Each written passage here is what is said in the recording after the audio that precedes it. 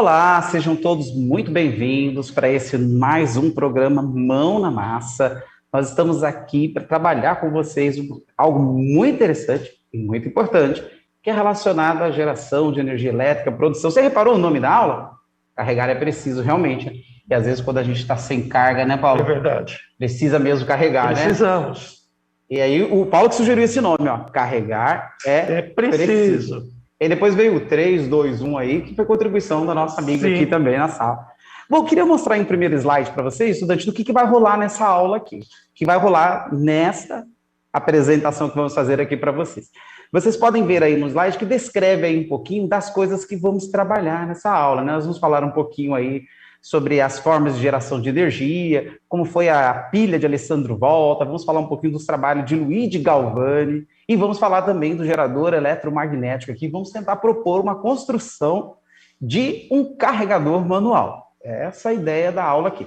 Mas não estou sozinho nessa aula, galera. Tem aqui um timaço que eu quero apresentar para vocês. Bom, primeiro aqui, começando com quem eu já disse o nome. Bem-vindo, Paulão. Beleza, pessoal, tudo bem? E hoje nós vamos conversar bastante sobre eletricidade e pessoas que contribuíram e muito para todo esse processo. Mas antes vamos chamar aqui a Adriele. Vamos lá, Adriele.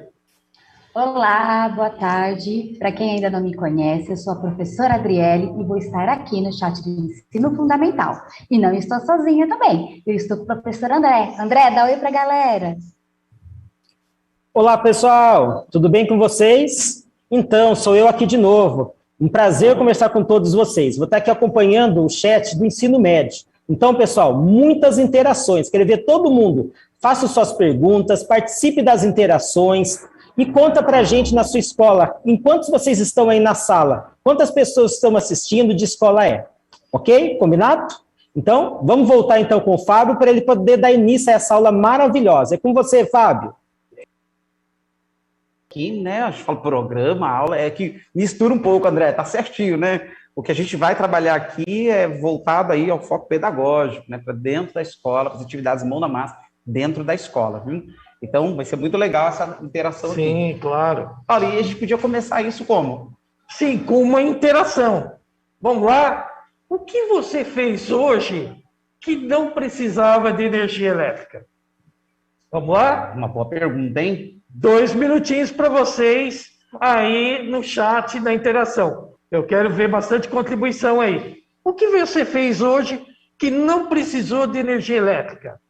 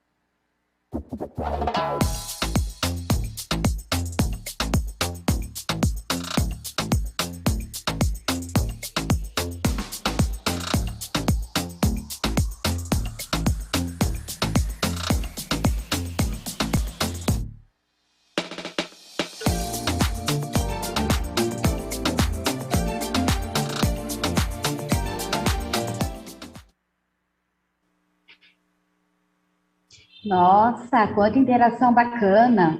Olha só, o Rafael está falando que fez caminhada com o cachorro. É isso aí, galera. Atividades ao ar livre, excelente ideia. E a Daniela comentou que leu um livro. Qual livro, Daniela? Comenta aí pra gente. E por aí, André, algum comentário? Então, aqui no pessoal do ensino médio não teve muitas interações, mas também 2 alunos falaram que leram, né, que foi o Ricardo e a Fabiana, tá? E o Eduardo falou que também fez caminhada de manhã. Isso é muito legal.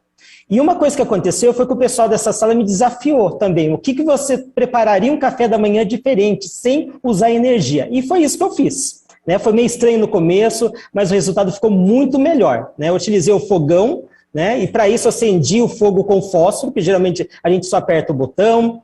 Eu aqueci o leite na caneca, geralmente eu aqueço no micro-ondas, eu fiz essa mudança também. Preparei um café coado, geralmente eu utilizo só a cafeteira, que você coloca a cápsula, aperta o botão. Então essa mudança foi bem significativa no meu café da manhã, e foi muito divertido, tá? Agora vamos ver o Fábio, parece que ele trouxe algumas coisas muito inusitadas para nos mostrar ali. O que é isso aí, Fábio? Conte para nós. Tentou aqui juntar um pouquinho de coisas que a gente tinha aqui, que era relacionados aí que não usavam energia elétrica, né? E a gente procurou uma coisa que podia fazer uma relação com a coisa hoje atual, né? Coisas muito bacanas aí que nós vamos perceber que antigamente, e quando não havia energia elétrica, como que as pessoas faziam? Né? Muito legal, professor Fábio. Atividade correlacionada, né? Exato. Ô, Paulo, antes disso, eu tenho uma imagem aí para explorar com os estudantes, primeiro do ambiente, da sala, da cozinha, né? Vamos pensar no ambiente doméstico hoje, né? Tem um slide aí que vocês devem estar visualizando agora, estudantes, e que a gente tem aí um ambiente doméstico, né? E esse ambiente doméstico, você tem uma mudança completa nessa cozinha aí, né? Nessa cozinha, por exemplo, você observa aí nesse slide, o slide Energia, Sociedade e os Eletrodomésticos, né? É uma pergunta, olha aí. É a falta de algumas coisas, né? Talvez na cozinha sua hoje, você observa aí o liquidificador funciona a partir de energia elétrica, né? Energia elétrica transformada em energia mecânica, né? Então, não tem nessa cozinha aí que vocês podem visualizar, né? Outra coisa que vocês estão visualizando aí nessa imagem, estudante, é a ausência, por exemplo, de os eletros comuns, né? Cafeteira, micro-ondas. Como é que hoje é pensar hoje sem micro-ondas, né? Sim. E essa cozinha aí não tem um micro-ondas aí, como você pode olhar nessa imagem, né? Tem alguma coisa dessa imagem aqui que você, estudante, observa aí, sente falta, comparado com a sua cozinha? Bom, talvez aí você observou os eletrodomésticos da sua cozinha, tem aí uma máquina de costura grande aí, né? São coisas que mudou muito a cozinha. A cozinha é um bom exemplo, né, Val, de coisas que mudaram, né? Utiliza muito, né, hoje. Muito eletrodoméstico. E pensar no eletrodoméstico. A cozinha sem eletrodoméstico hoje é difícil, né? Agora a gente trouxe outras coisas que fogem não só ali para o ambiente eletrodoméstico. Primeiro eu queria mostrar esse daqui, ó. Vou até pegar com as 2 mãos aqui, porque, ó, pesa... Já viu esse, Paulo? Ah, não é do meu tempo. Sim, entendi. Sente o peso da criança. Ó, é bem pesado, pessoal. Mas fantástico para passar roupa, hein? Trabalhar no corpo. Eu acho que alguém se lembra disso aqui aí, hein? Deve ter alguém que se lembra disso. Deve ter. E é legal o funcionamento dele, né, Paulo? Porque a gente tem aqui, né, uma trava, né, para que você possa abrir. Você vai colocar o carvão. Isso, pode colocar aqui a fonte de calor, né, o carvão, né, a lenha ainda queimando pode ser colocada aqui também, né? Tem que tomar cuidado com a fumaça, né? Depois de um dia trabalhado aqui, ó, a defumação, a pessoa fica defumada, né? Mas olha, ele não depende de energia elétrica. E aí a fonte de energia dele, nesse caso aqui, né? É o carvão. O carvão. Mas ele usa energia, mas não a fonte elétrica. Ó, imagine trabalhar, né? Vamos pensar que isso aqui é usado muito no século XVII, no começo do século XVIII ainda, né? Sim, pensa só, né? Nesse momento, a maioria de quem trabalhava em casa eram as donas de casa, né? Imagina um dia trabalhando com isso aqui. Eu não sei não se hoje as pessoas não voltaram a usar. O preço que está a energia, né? Exato. Eu não sei se pode falar do preço do carvão, né? Porque também faz tempo que eu não faço churrasco. A gente não sabe. Bom, Paulo, isso aqui mostra um pouquinho de uma mudança, né? Hoje a gente tem ferros aí bem melhores, assim, mais fácil de manusear. A vapor, tudo mais, toda a sofisticação, né? Agora tem uma coisa que eu tenho certeza que você viu. Essa máquina que você conhece, né, Paulo? Os estudantes talvez aqui nunca viram, né? Ou talvez não conhecem bem essa máquina. É uma máquina de escrever.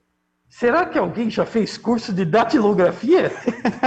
O Paulo, era praticamente assim, a pessoa tinha que ficar um bom tempo lá fazendo curso, né? Lembrem, do curso de datilografia. Paulo fez, Paulo? Não precisa falar, Paulo, não precisa. Então, vou entregar a minha idade, mas acabei fazendo sim, curso na juventude e tal. O curso e foi de muito bom. datilografia. O curso de datilografia. Isso é curioso, né? Era aprender a escrever, né? O curso de datilografia, sim. né? A pessoa tinha que aprender a digitar. Meu sogro me falou que ele teve grandes oportunidades de emprego porque ele era uma das poucas pessoas que sabiam datilografar dentro ali do circuito onde ele estava. Era muito importante, como hoje é a digitação, né? E conhecer de programação, aquela época, a datilografia, você aprender a escrever a máquina era importante também. Então aí, pronto, chegamos aí a um momento aqui em que a escrita tinha que aí ser da máquina, e foi para os editores de texto, depois apareceu o Word na nossa vida, né? Os editores de texto. E aí, então, aposentamos a máquina. E dava muita doença nos braços, nessas doenças por esforços repetidos, que era o dia inteiro digitando. As ites, né? Tendinite. Ô, Paulo, depois veio uma eletrônica para substituir. Você chegou já ver? Tem uma máquina de escrever eletrônica. Ela era uma que podia apagar, né? Ela dava para você apagar. Era uma das máquinas também. Muito legal também. Bom, mas eu trouxe mais uma coisa que eu quero compartilhar com os estudantes. Maravilhosa. Vou pedir sua ajuda aí, Paulo, que está atrás de você. Vamos lá. Vou pegar aqui. Opa, dá para ver que não. Ó, essa aqui também. Sensacional, hein? É uma máquina de costura essa daqui, né? Dá para ver aí a nossa operadora de câmera aqui, fazendo aí um show de imagem para a gente ver aí. E olha o princípio de funcionamento dela, né, Paulo? Que curioso. Porque a pessoa, para trabalhar com essa máquina, ela precisava ter coordenação, precisava fazer bem o Fundamental 1, viu? Ordenar, saber ali, né? Fazer a coordenação motora, né? Porque a pessoa precisava, ó, manipular com essa mão, né? Então aqui ela faz o manuseio com a mão, ó. Então aqui a fonte de energia é essa, ó. A fonte de energia é você aqui na mão, fornecendo a energia mecânica que a máquina precisa. E aqui você observa a oscilação da agulha. Essa aqui ela funciona ainda, tá? Ela tá perfeita no funcionamento, né?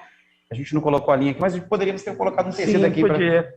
E ela tá funcionando super bem. Super bem. Além de estar, assim, muito bem conservada, né? Ela tem um pezinho aqui, né? Para você levantar, pôr o tecido, fecha e toca a costura aqui, né? É uma versão, assim, dessa aqui, bem antiga, essa máquina. Lembra qual que veio depois dessa, Paulo?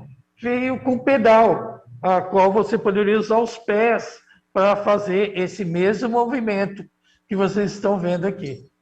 Alguém teve a ideia, né, de colocar uma correia, porque né? você deixava as mãos livres, né? Isso, para costurar dá muito trabalho. A gente tem uma máquina aqui, né? A gente tem uma aqui moderninha, né? Mais moderninha, para a gente comparar. Vamos colocar aqui só de comparação, né, Paulo? Sim. Dá para ver nas duas imagens, olha só. Olha aí. O antes e o depois. Essa aqui já é uma surra para a gente costurar, né? E essa daqui, muito mais difícil, né? Permanências e rupturas, né? Apesar que alguns detalhes, se vocês observarem, permaneceram. Mesmo com o tempo, ainda o princípio, mesmo com a mudança do material, do formato e tal, vocês podem perceber que alguns princípios se mantêm. Isso, olha aí que legal. Então a gente teve aqui um antes ou depois, as mudanças que a energia elétrica trouxe para a sociedade, para a vida, né? Você gostou? Melhorou? Comenta aí com a gente o que você achou, que mudança você deve ter percebido, né? Bom, antes da gente seguir aqui com mais coisas, né? A gente tem que fazer agora também a propaganda do nosso lugar aqui, né? O lugar que a gente está, né? O ambiente que a gente está aqui. Mas quem vai fazer essa parte aí para nós é o nosso querido André, que está aí com a gente. André, e aí, conta para a galera aí um pouquinho. Vamos fazer o nosso merchan aqui, né? É com você, André. Olá, pessoal, tudo bem? Então, nós estamos transmitindo essa aula diretamente do CIEBP. Então, para você que não conhece ainda, o CIEBP é o Centro de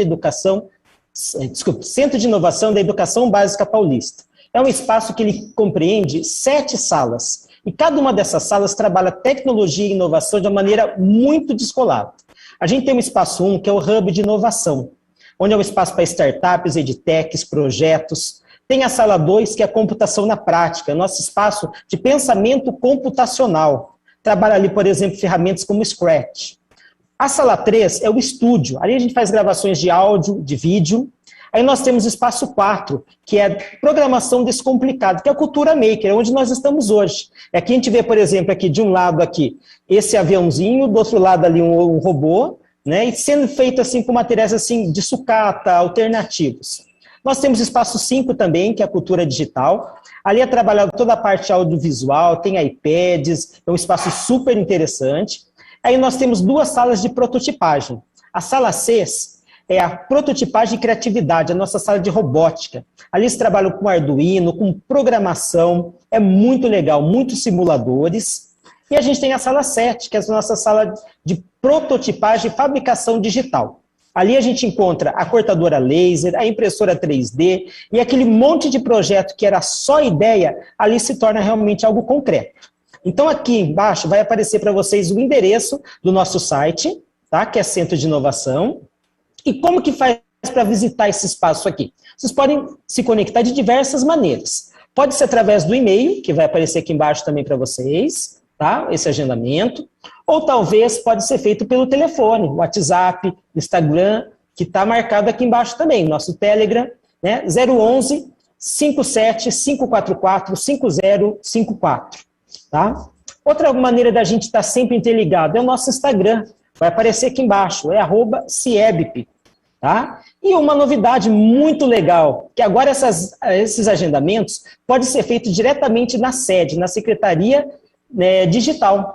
O professor entra nesse site e já faz ali o agendamento da sua data, do seu horário, quantos alunos vai trazer, e isso já pode ser feito agora diretamente da sua casa ou da escola mesmo.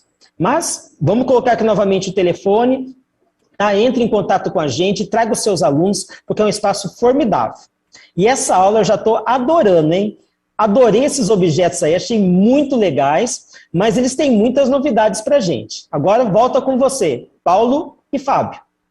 Obrigado, André. A gente está aqui fazendo agora, foi tipo um programa de propaganda agora, né? Faltou entrar aí o produtor, né? O produto, né? Sim. A gente chega lá, né? Vamos lá. Legal. Bom, a gente já viu aí um pouquinho do mundo da eletricidade, né? Mergulhamos um pouquinho no antes e depois, vimos a importância da eletricidade. Você concorda que a eletricidade hoje é muito importante? Já imaginou a sua vida sem eletricidade? É só pensar sem Wi-Fi. Que ia ser da sua vida? Nós vamos falar um pouquinho sobre a sigla Wi-Fi hoje, para a gente falar um pouquinho sobre Tesla, hein? Olha, quando começou essa ideia de eletricidade, um dos grandes problemas, né, era armazenar energia, né? Armazenar energia sempre foi um problema. Mas há muito tempo os humanos trabalham com a eletricidade estática, né? Há muito tempo já se esfregava o âmbar desde o século IV, já tem registro, né, do primeiro século antes de Cristo, já tem registro de esfregar o âmbar, que chamavam de elétron, e esfregar o âmbar percebia que ele atraía pequenas peças, né, pequenos pedaços de palha, papel, e isso aí o elétron, que era o âmbar, né, sendo esfregado, levou o nome de eletrização. Tudo que se comporta igual o âmbar quando é esfregado, e portanto começa a atrair pequenos pedacinhos de coisa, é chamado de processo de eletrização. É igual talvez o seu professor de ciência fez isso com você algum dia, né? Pegou uma régua, aí um pequeno pedaço de papel, e aí ele esfregou, né? Esfregou. Nesse momento, eu estou eletrizando, né? Eu estou separando as cargas negativas e positivas. E aí, esses corpos que estão eletrizados, ó, eu vou pedir aqui para mostrar na câmera, ele é capaz de atrair pequenos pedacinhos assim de coisas, ó. Ele acaba atraindo pequenos pedaços de papéis, né? Então, nesse caso aqui, eu eletrizei, né? E aí, ele é capaz de atrair, né, pequenos pedaços de coisas. Bom, aí um dos trabalhadores trabalhava lá com Isaac Newton, né, nas demonstrações experimentais, né, se preocupava em armazenar essa energia. Ele até inventou uma máquina, o sobrenome dele era Hobson, né? Ele inventou uma máquina de eletrização, mas tinha esse problema, né? Eles acabavam vendo os fenômenos eletrostáticos, os fenômenos de eletrização, mas ainda ficamos pensando como armazenar essa energia. Como faço para guardar, armazenar a energia, né? Que é uma das problematizações aí do finalzinho do século XVIII, né? Finalzinho do século XVIII começou essa discussão, né? Sim. E teve um cara bem notável, o nome dele é bem difícil falar, então a gente normalmente, ele era um professor, né? Professor Peter, e ele, como professor, tinha essa preocupação em armazenar energia e, acidentalmente, ele criou, lá na Holanda, na cidade de Leiden, algo que ficou conhecido como jarro de Leiden, ou garrafa de Leiden, né? Isso. Muito importante, que é o pai do capacitor, né, Paulo? Acho que a gente tem aqui um capacitor. Que armazena energia, né? Ele é importante principalmente para dar partida em alguns motores, né? E fazer o carregamento. E talvez ali também equilibrar a tensão, né? Manter a tensão de uma maneira contínua, evitar flutuações de um circuito. Hoje, o circuito abre um componente eletrônico aí, né? A gente tem aí vários capacitores. A gente acha que o capacitor e mostra para você aqui um maiorzinho, né? Para você ver. Leiden fez uma coisa muito simples, né? Que a gente vai fazer um equivalente moderno aqui, tá bom, estudante? Ó, a gente tem aqui uma garrafa. Essa garrafa contém água. E aí a água, ela é condutora, né? Nessa situação que está aqui. Mas para aumentar a condutividade dela, eu coloquei um pouco de sal, ok? Bom, água. E aí em volta dessa garrafa aqui, eu coloquei essa embalagem de papel alumínio, né? Fiz aqui um envolto de papel alumínio. Bom, aí, para a gente transferir carga elétrica lá para aquele interior, tem uma montagem bem simples aqui, ó. Peguei um fio, né? Aqui um fio cobre, você está usando poucos ingredientes, tá vendo? Uma garrafa e um fio de cobre e água. Esse fio de cobre, ó, aqui na parte superior, observe que eu dei uma enrolada nele para formar aqui uma parte esférica, né? Aí fixei ele aqui, passei para a parte de baixo, ele está aqui, ó. Então, isso aqui é a parte eletrônica aí nossa, né? Bom, eu vou colocar esse fio aqui no interior. E Leiden fez isso, né, Paulo? Na cidade de Leiden, lá, o professor Peter fez isso aqui. E foi meio que acidental a situação dele, né? Porque, na verdade, ele tomou até um choque durante esse processo aqui. E aí ele verificou a possibilidade, né, de armazenar. Ele pensou lógico, assim, ele pensou, olha, se a gente trata a energia, né, no final do século XVII como um fluido, talvez eu possa armazenar ela como água, né? Ele pensou lógico e armazenou ali. Estudante, vai ficar um parte de desafio aqui para você, porque montar a garrafa de Leiden você viu que é fácil, né? Eu já testei na câmera aqui, fica difícil você observar a faísca dessa garrafa de Leiden. Então eu vou desafiar você a fazer isso, depois posta para a gente no Instagram se deu certo a sua, se você conseguiu faiscar aí a nossa garrafa de Leiden. Mas espera aí que eu vou te explicar. Primeiro, a gente precisa carregar a garrafa de Leiden, né? Então, você já viu como faz, né? Três ingredientes, né? Um papel alumínio, a garrafa com tampa e um pedaço de fio de cobre. Esses 3 ingredientes você faz.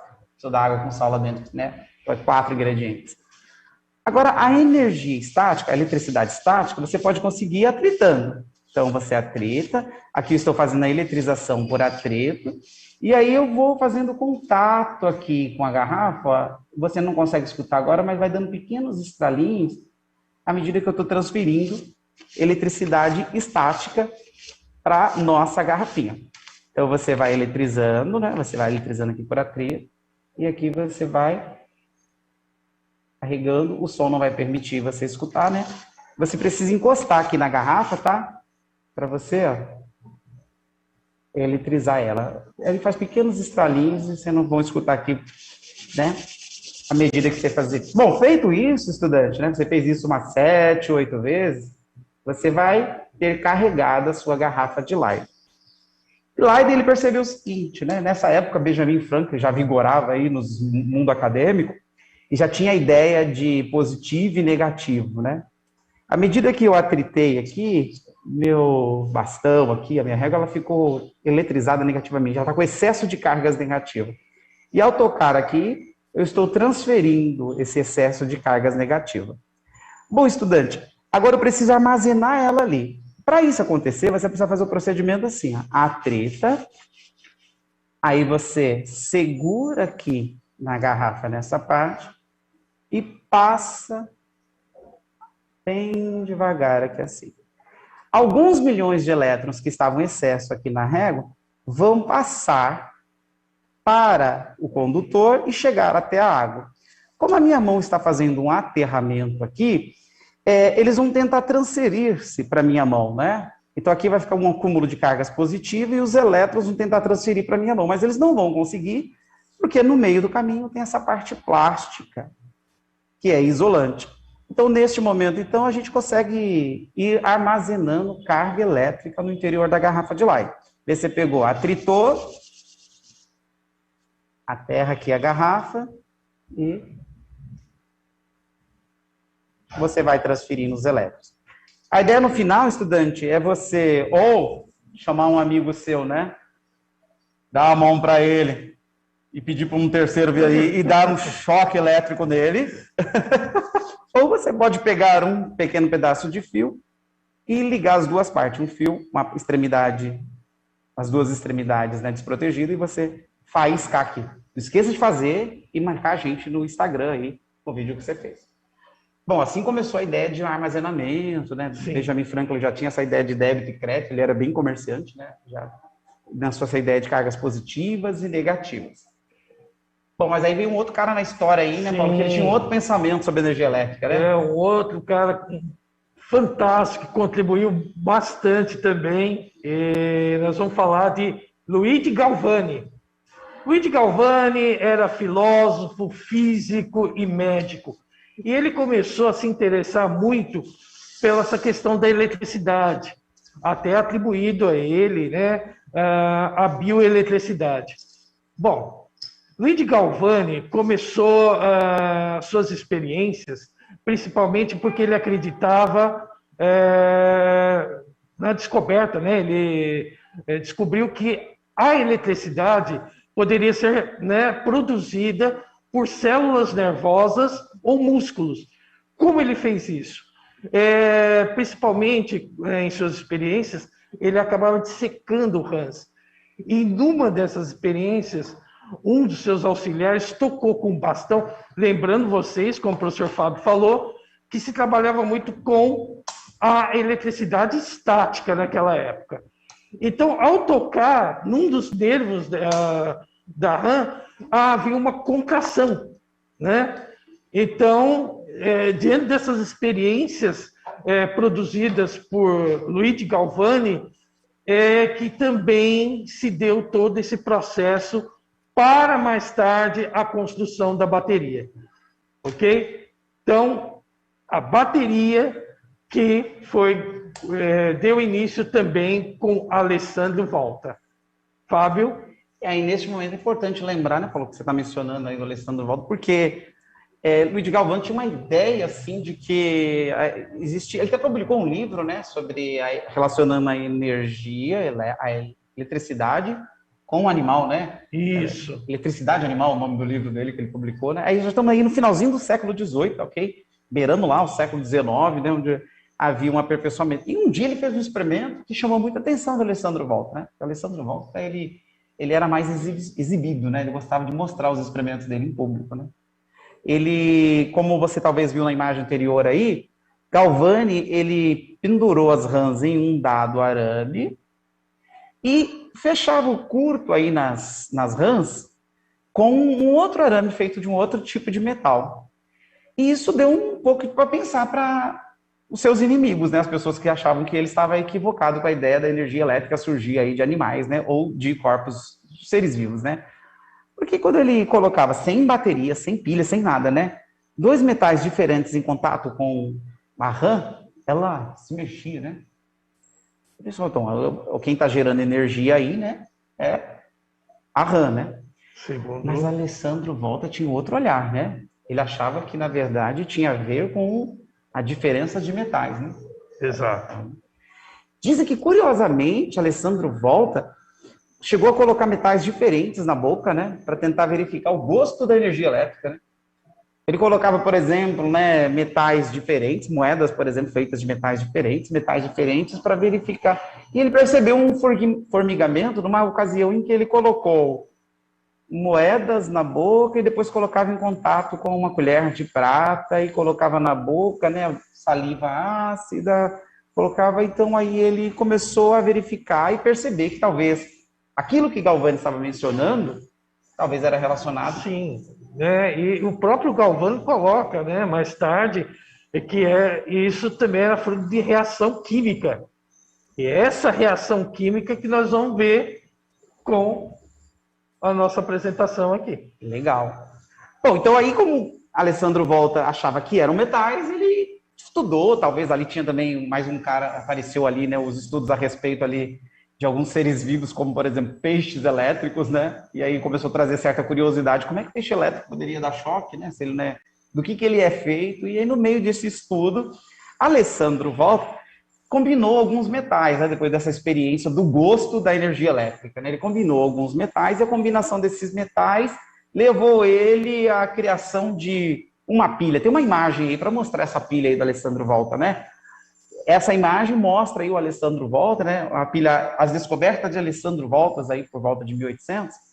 Essa imagem mostra o Alessandro Volta apresentando a pilha dele, né? Aí para alguns, dizem que até Cristóvão Colombo ficou curioso com isso, né? A pilha de Alessandro Volta. Nesse momento, nessa imagem, você está vendo, estudante, maior, né? Aí a pilha de Alessandro Volta, né?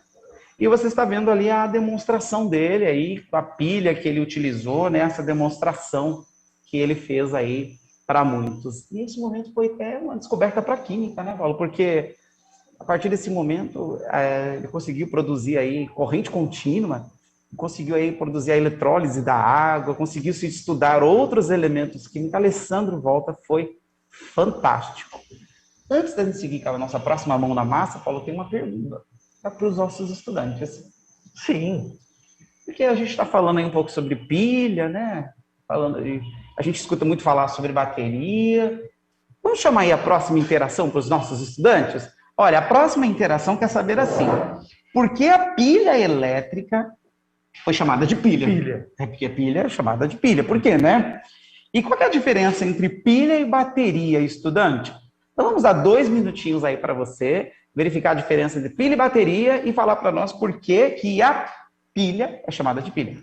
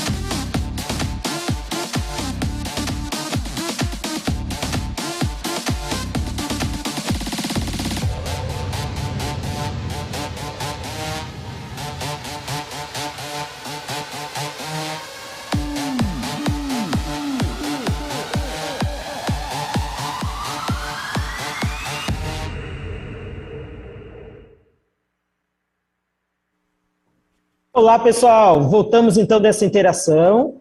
Estou dando uma olhadinha aqui no chat, bastante interação dos estudantes, estou gostando de ver. Então foram diversas realmente as considerações aqui. A Sabrina escreveu que a pilha é um objeto que conduz corrente elétrica. O Fabiano escreveu que na pilha a energia química é transformada em energia elétrica. E o Carlos Eduardo escreveu que bateria é formada por várias pilhas juntas. Então todas essas respostas se complementam. Isso é muito legal. E eu estou vendo também que tem vários professores assistindo a aula com seus estudantes. O professor Jorge no 2º ano, a professora Daniela no 6º ano, a professora Josilene no 9º ano. Então a participação está sendo muito legal.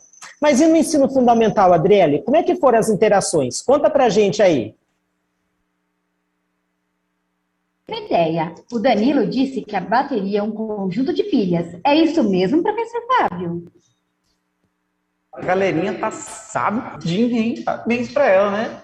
Pilha tem a ver com isso, né? Empilhar. E bateria é isso aí, um conjunto de pilhas internas, né? Dentro de uma bateria, nós temos, então, pilhas, né?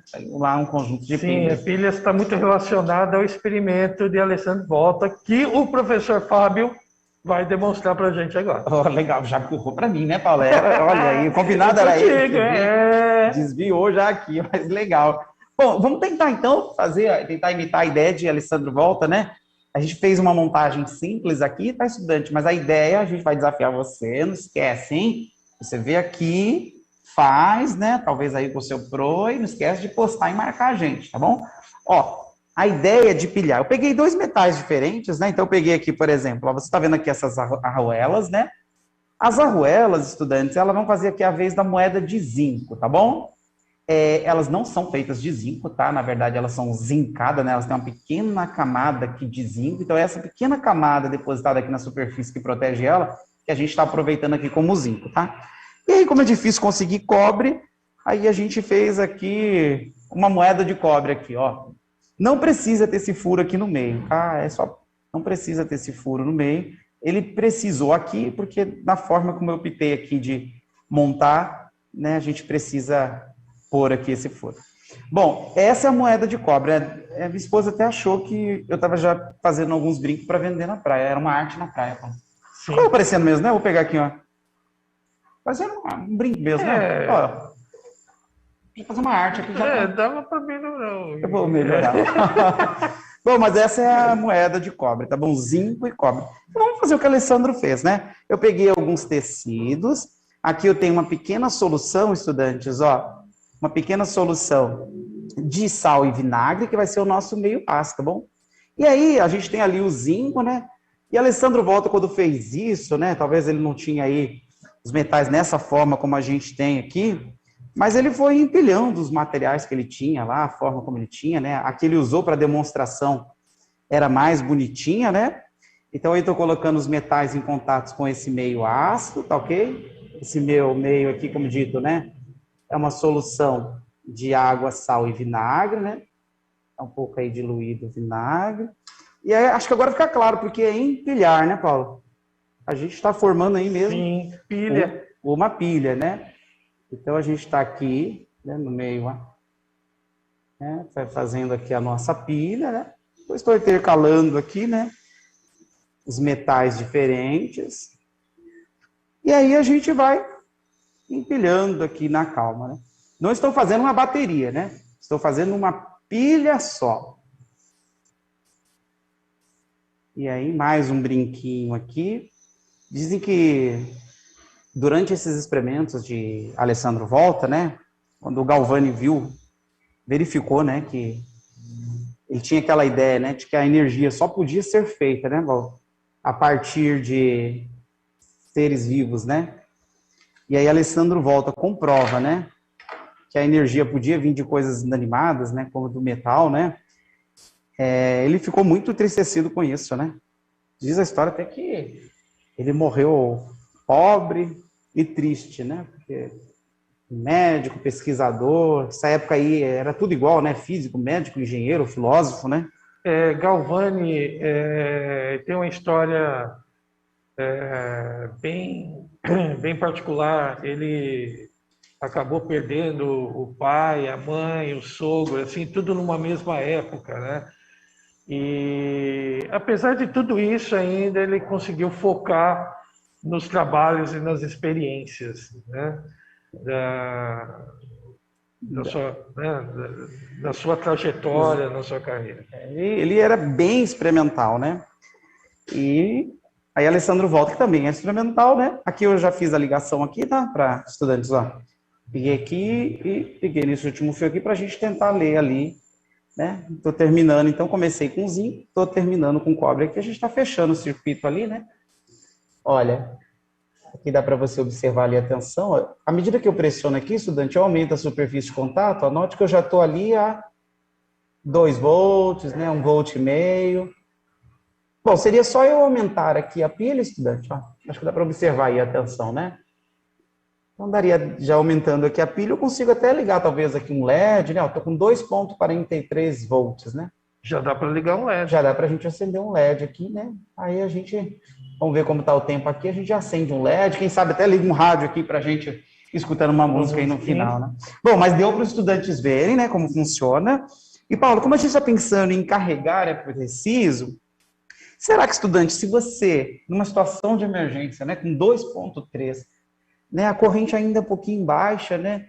Será que não é possível carregar um celular, né? Talvez pegar o terminal de um cabo do celular, fazer os testes antes, tá, estudantes? Fazer a conexão, em vez de ser aqui um multímetro, né? Usar aqui 2 cabos, talvez um cabo do celular descarregável, os cabos do celular, aliás, né?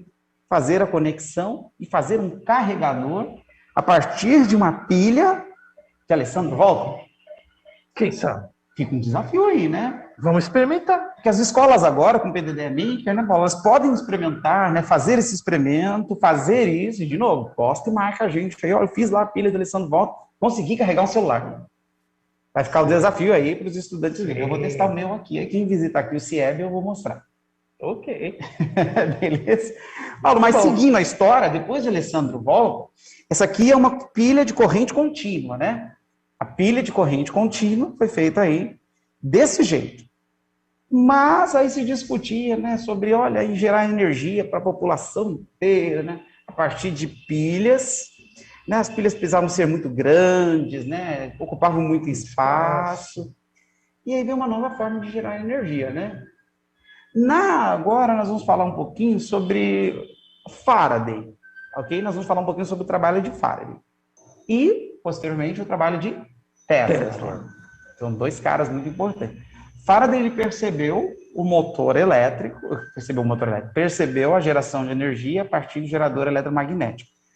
E aí depois Tesla usou esses trabalhos para ampliar um pouco mais esse conceito de geração de energia, né? Exato. A gente podia falar um pouquinho sobre Tesla, então, Paulo? Então vamos lá. Tesla, talvez um dos maiores, os mais brilhantes inventores da humanidade. Então nós vamos falar um pouquinho sobre ele. Croata, migrante, foi para os Estados Unidos, trabalhou um período, né, nas empresas de Thomas Edison. Sim, Thomas Edison, aquele que inventou a lâmpada incandescente. Então ele trabalhou um período lá. Existem muitas suposições sobre a saída dele, né, das empresas de Thomas Edison. Dizem que foi prometido um bônus e ele acabou não recebendo, aí saiu das empresas de Thomas Edison. Nesse período ele ficou um tempo desempregado, montou a sua própria empresa, mas também não houve sucesso, né, até que, nesse momento, ele conseguiu ali com alguns sócios desenvolver ali e montar a sua empresa. Okay? Tesla tinha na cabeça, principalmente, um desenho que lá em Praga, quando ele trabalhava como eletricista, ele desenhou no chão, né? Conversando com uma pessoa, ele conseguiu desenhar um motor, né? Desenho no motor. E aquilo ficou na cabeça dele. E ele tentou, então, colocar em prática isso, e demonstrando isso em várias exposições. Seria o motor de indução por corrente alternada. Porque naquela época, né, século XVIII, XIX, né, nós temos aí duas frentes. Thomas Edison, né, com a corrente contínua, né, e também temos Westinghouse, George Westinghouse, outra empresa muito importante na época também, que estava trabalhando com outro tipo de corrente alternada. Só que ele estava tendo alguns problemas com o desenvolvimento do motor. Bom, Thomas Edison defendia, entendeu, que a corrente alternada era muito perigosa. Só que havia um problema aí. A corrente contínua, ela percorre um espaço muito pequeno, 1 quilômetro, 1,5 quilômetro, e isso era necessário ter uma estação praticamente assim, em cada espaço de 1 quilômetro você teria que ter uma estação de distribuição de energia. Isso teria um custo muito alto, né? Mas Thomas Edison insistia nessa posição. Aí começa, pessoal, o que a gente chama da guerra das correntes. Westinghouse, prestando atenção nas exposições de Tesla, chamou ele para compor uma equipe, porque Tesla, né, tinha na sua concepção que a corrente alternada seria o principal, né, a principal condição para a distribuição de energia para toda a região dos Estados Unidos. Bom, nesse período dessa guerra das correntes, né, acabou valendo tudo. Até sacrifício de animais também ocorreu nesse período para demonstrar que a corrente alternada era perigosa. Né? A alta tensão da corrente alternada, porque ela não tem um fluxo contínuo como a corrente contínua. Ela alterna, né? Não vai e vem, o que gera uma potência maior, uma tensão maior. Né? Porém, ela também percorre uma distância maior também do que a corrente contínua. E isso favorecia e era de baixo custo. Bom, lógico que na época as pessoas começaram a ficar com um pouco de medo, né? De fios passando de alta tensão, né, nas suas casas. Mas com isso, né, durante esse período aí, Tesla começou então a trabalhar, Westinghouse também começou a trabalhar nessa parte aí. Nesse período também, Tesla começou a se dedicar sua atenção a uma outra coisa.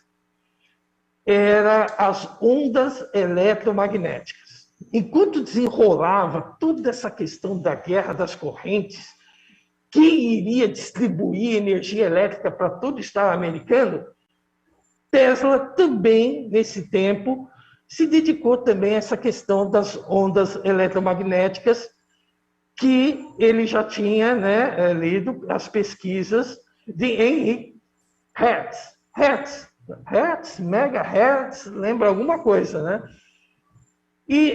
Só que durante os experimentos de Tesla, houve algum problema aí, porque toda bobina que ele utilizava queimava, porque era necessário uma tensão muito alta. Então, todas as bobinas que nos experimentos acabavam queimando. Então, ele teve a ideia de construir uma bobina. Aí surge a bobina de Tesla.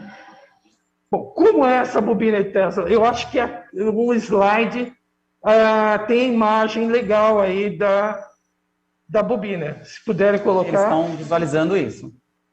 Então, pessoal, vocês podem ver aí, então, como a bobina de Tesla, né? É interessante que ela provoca altas, né, cargas de energia que os raios acabam atravessando o próprio ar.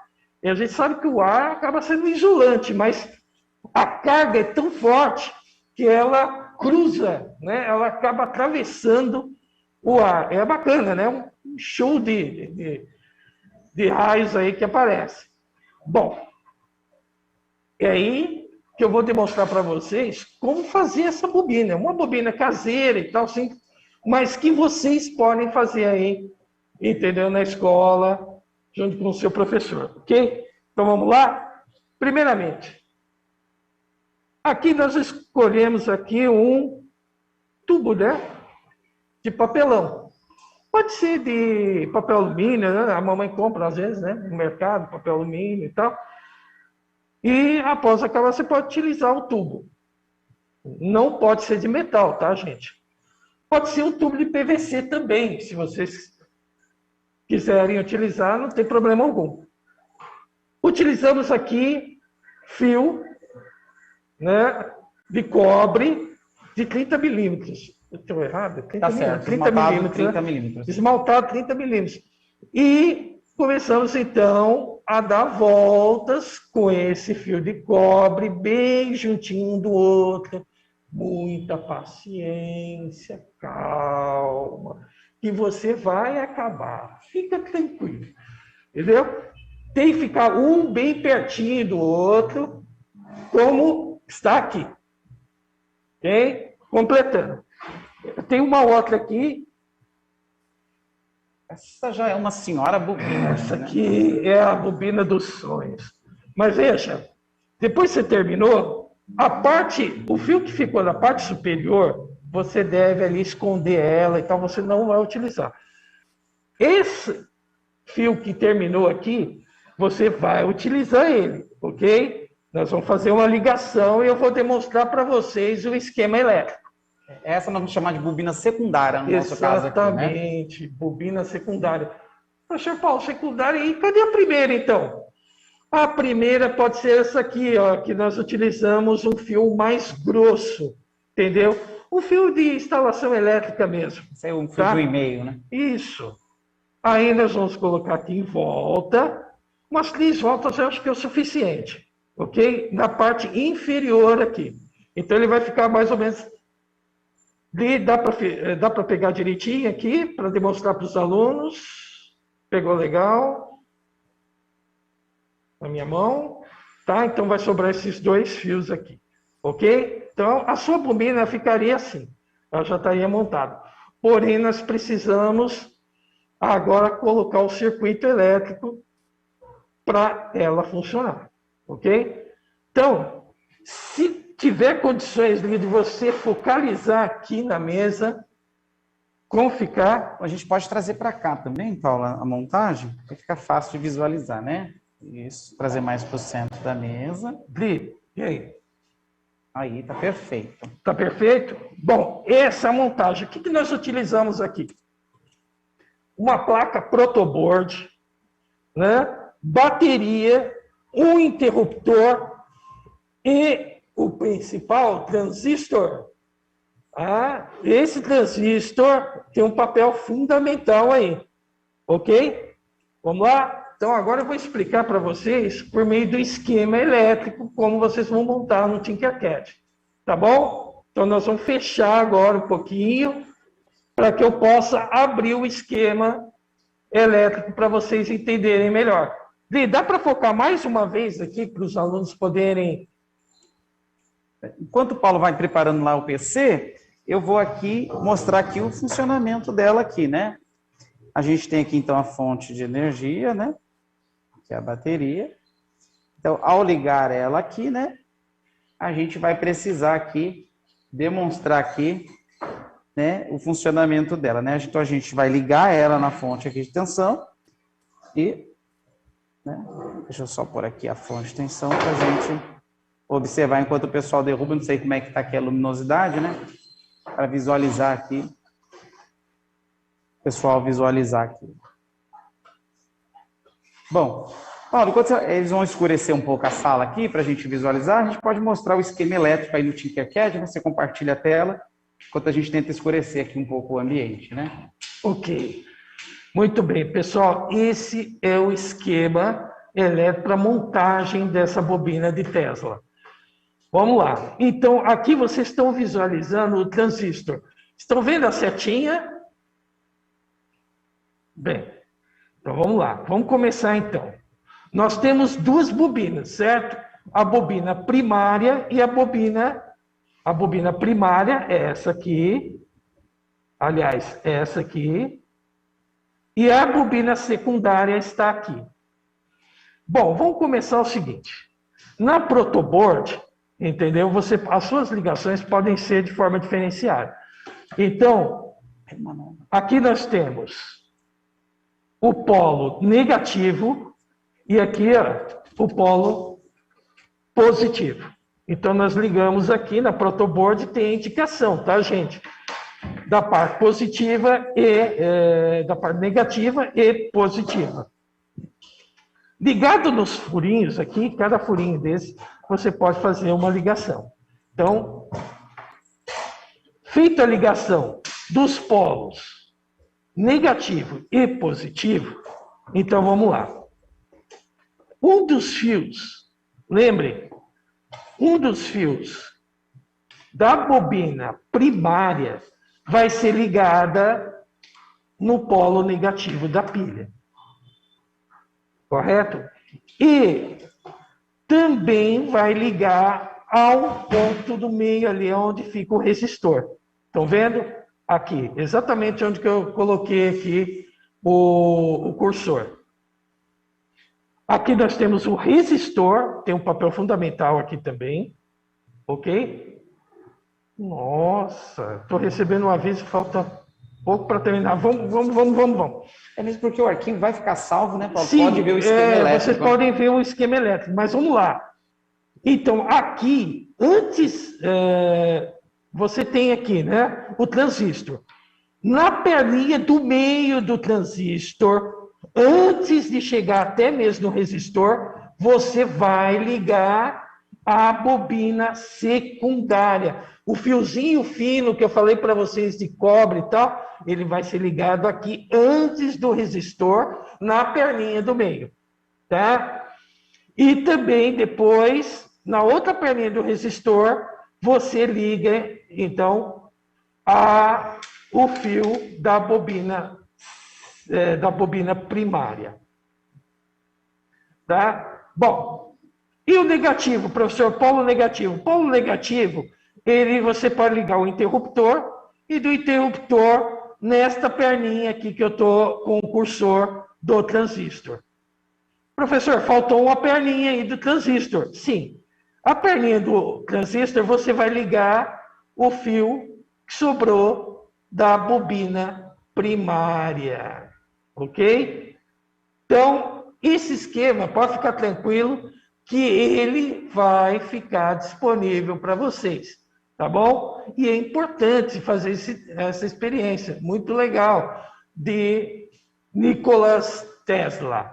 Um grande contribuidor aí, porque foi graças a ele que temos hoje, né, energia em nossas casas, porque a energia que chega em nossas residências é corrente alternada. E com a bobina de Tesla, vou fechar agora aqui para... E aí a gente pode mostrar aqui a que a gente teve, né, Paulo, aqui no finalzinho, né, para os alunos visualizarem. Vamos ver como funciona. Olha! Montada aí em cima da protoboard. Que legal! Dá para visualizar aí bem a nossa bobina aqui funcionando, né? Legal, hein, Fábio? Você conseguiu acender todas agora, né? Porque estava acendendo só metade. Legal, bacana. Então aí acho que dá para visualizar, né? Esse esquema elétrico fica disponível no Tinkercad. O arquivo está com o nome CIEB Bobina de Tesla, né? Bobina de Tesla. É o nome que ficou o arquivo. Pode pegar, fazer, reproduzir na escola e postar e marcar, né? Demonstra mais uma vez, Fábio. Aí, pessoal. Aí está demonstrado, né? Paulo, então acho que eu queria mostrar o gerador eletromagnético aqui em outras funções, mas vai ficar o convite para a galera vir aqui na escola com a gente, vir aqui no CIEB e ver aqui com a gente, né? A gente vai ter que se despedir aqui, Paulão, da galera, com o nossa bobina de Tesla aqui. Lembrando que Tesla depois, na Feira Mundial de Chicago, demonstrou com a bobina de Tesla que era possível sim trabalhar com alta tensão sem morrer ninguém. Isso ok? Aí. Então, até mais, pessoal. Vou me encerrando aqui. Paulo, vamos nos despedindo, que ainda a galera aí quer se despedir, né? Obrigado a todos aí. Até a próxima, hein? Espero que tenham gostado, pessoal.